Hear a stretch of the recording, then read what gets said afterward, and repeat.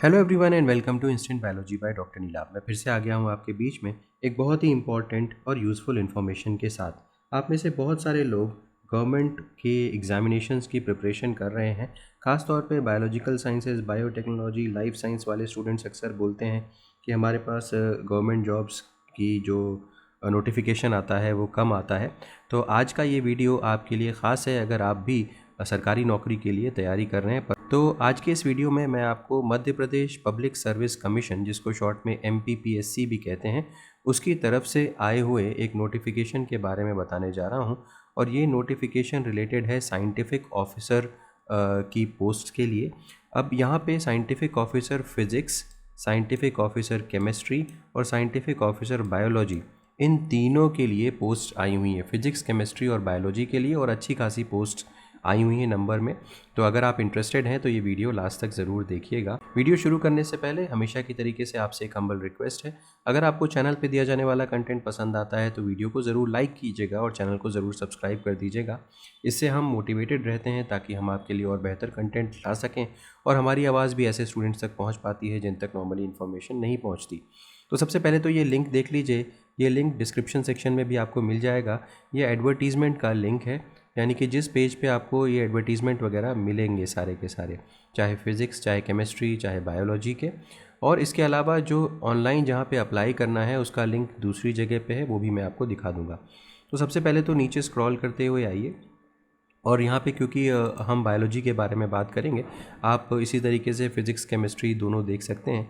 अब जैसे ही आप इस बायोलॉजी वाले के सामने आप क्लिक करते हैं ऑल डिटेल्स के ऊपर, तो ऑल डिटेल्स में यहाँ पे दो अटैचमेंट्स हैं।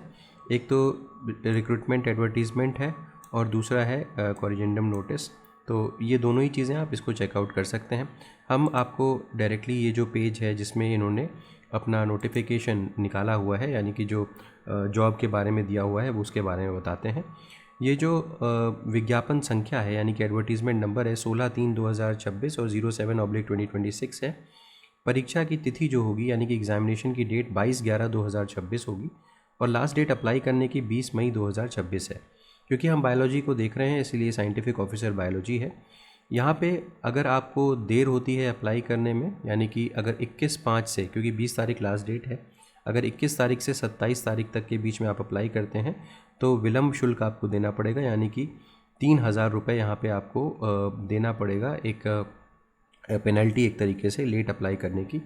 और अगर आप 28/5 से लेकर के 28/10 तक अप्लाई करते हैं तो आपको 25,000 रुपये विलम्ब शुल्क के साथ, यानी कि लेट पेनल्टी के साथ आप अप्लाई कर सकते हैं।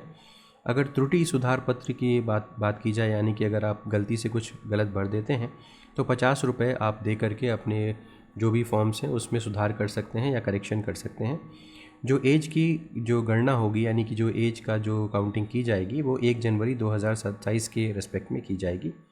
नीचे स्क्रॉल करते हुए आइए। अब यहाँ पे सबसे इम्पॉर्टेंट चीज़ जो है, जो कन्फ्यूजन क्रिएट कर रही है स्टूडेंट्स में, वो है पात्रता, यानी कि एलिजिबिलिटी क्राइटेरिया। बहुत सारे स्टूडेंट्स पूछ रहे हैं कि क्या यहाँ पे यूजी वाले ही अप्लाई कर सकते हैं, आई मीन टू से केवल पीजी वाले ही अप्लाई कर सकते हैं या यूजी वाले भी अप्लाई कर सकते हैं। मैं यहाँ पे आपको एक बात क्लियर कर देता हूँ कि यहाँ पे सिर्फ और सिर्फ पीजी वाले, पोस्ट ग्रेजुएशन वाले ही अप्लाई कर सकते हैं, यूजी वाले अप्लाई नहीं कर सकते। इस कन्फ्यूजन की वजह क्या है, क्योंकि यहाँ पे इन्होंने लिख दिया हुआ है स्नातकोत्तर। स्नातकोत्तर का मतलब होता है पीजी। तो अगर किसी स्टूडेंट ने पीजी किया हुआ है बॉटनी में, या फिर जूलॉजी में, या फिर बायोकेमिस्ट्री में, माइक्रोबायोलॉजी में, बायोटेक्नोलॉजी में, फॉरेंसिक बायोटेक्नोलॉजी में, जेनेटिक्स या मॉलिकुलर बायोलॉजी या बायोसाइंस या लाइफ साइंस या फॉरेंसिक साइंस में अगर द्वितीय श्रेणी, यानी कि सेकंड डिवीज़न से भी पास किया हुआ है एमएससी, तो यहाँ पे वो अप्लाई कर सकता है। लेकिन यहाँ पे दूसरे नंबर पे एक और बात लिखी गई है जिसकी वजह से स्टूडेंट्स में कन्फ्यूजन देखने को मिल रहा है। यहाँ पे स्नातक हेतु करके लिखा हुआ है। आ और बा दोनों अनिवार्य हैं और आ और बा में दोनों एलिजिबिलिटी क्राइटेरिया दी हुई है। आ में वनस्पति विज्ञान या जंतु विज्ञान या बायोसाइंस या लाइफ साइंस या बायोटेक्नोलॉजी या माइक्रोबायोलॉजी ये दिया हुआ है, इसमें से एक विषय होना चाहिए। या बा में रसायन विज्ञान या बायोकेमिस्ट्री, फॉरेंसिक केमिस्ट्री में से कोई एक विषय होना चाहिए, यानी कि इनमें से आ में से एक विषय और बा में से एक विषय आपका बैचलर्स में होना चाहिए और पीजी में इनमें से एक विषय होना चाहिए। कहने का मतलब ये है, बहुत सारे लोग ये समझ रहे हैं कि यूजी वाले अगर ये है तो अप्लाई कर सकते हैं और पीजी वाले अगर ये है तो अप्लाई कर सकते हैं। ऐसी बात नहीं है, आपके पास पीजी की डिग्री होनी चाहिए तभी आप अप्लाई कर सकते हैं। इसका क्या प्रूफ है मैं आपको दिखा दूंगा अभी। तो ये हो गया eligibility criteria, post graduate MSc वाले स्टूडेंट्स यहाँ पे अप्लाई कर सकते हैं।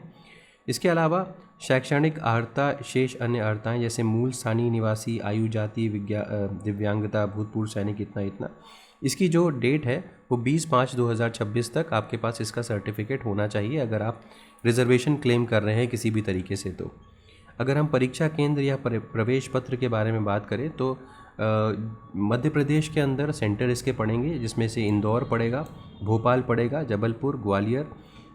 यहाँ पे MCQ type questions OMR sheet पे बेस्ड आपको एग्जामिनेशन में हो आएंगे और 22/11/2026 को एग्जामिनेशन होगा।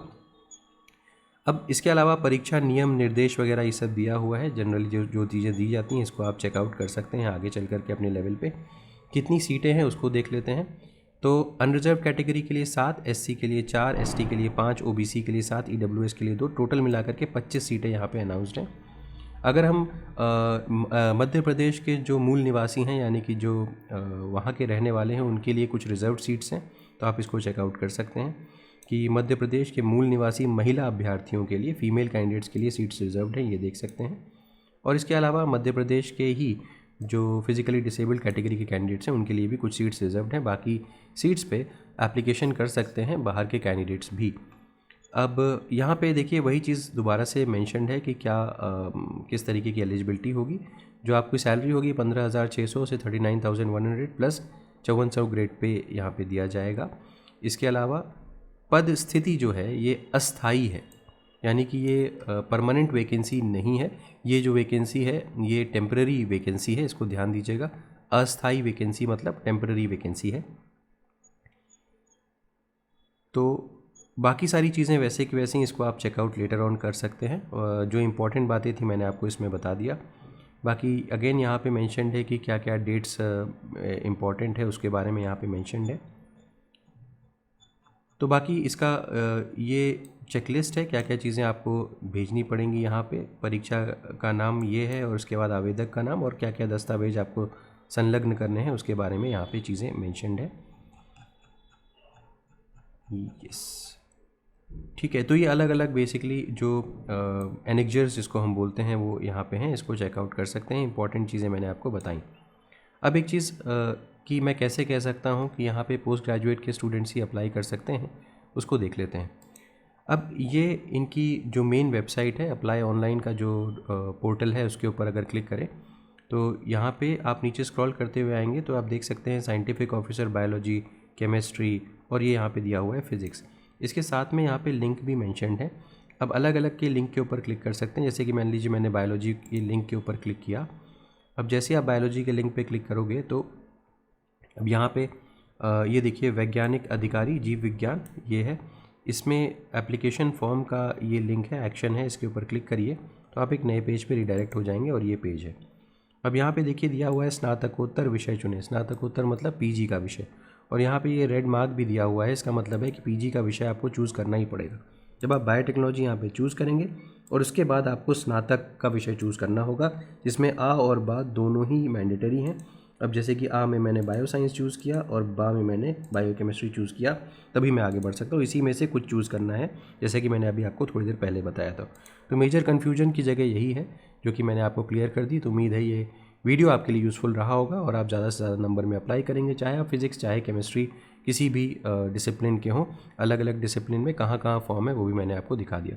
उम्मीद है वीडियो यूज़फुल रहा होगा। वीडियो पसंद आया हो तो ज़रूर लाइक करिएगा, चैनल को सब्सक्राइब करना ना भूलिएगा, बेल आइकन को ज़रूर प्रेस करिएगा और फ्रेंड्स के साथ ज़रूर शेयर करिएगा। Thank you, have a good day.